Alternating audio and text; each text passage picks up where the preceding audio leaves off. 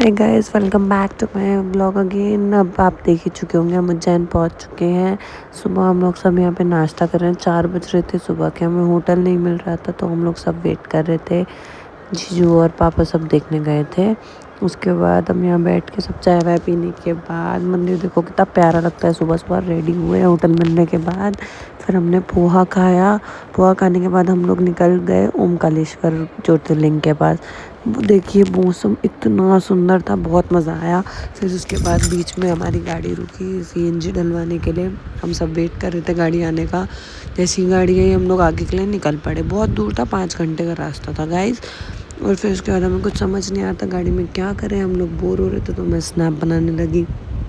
उसके बाद हम फाइनली पहुंच गए। ये नर्मदा नदी है।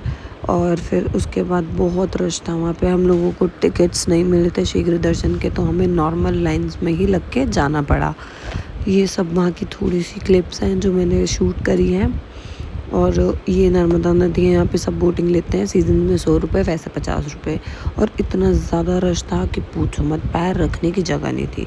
हालांकि हमें ज़्यादा टाइम नहीं लगा, 1-1.5 घंटा ही लगा, क्योंकि हम लोग जल्दी जल्दी टाप टाप के चले गए थे दर्शन करने के लिए। आगे दिखाऊंगी कि कितना रश था।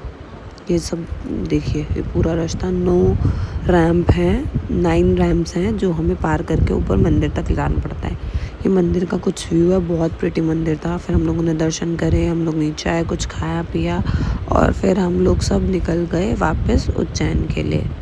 फिर हम लोग नर्मदा नदी भी गए थे, वो मैं आपको बताना भूल गई।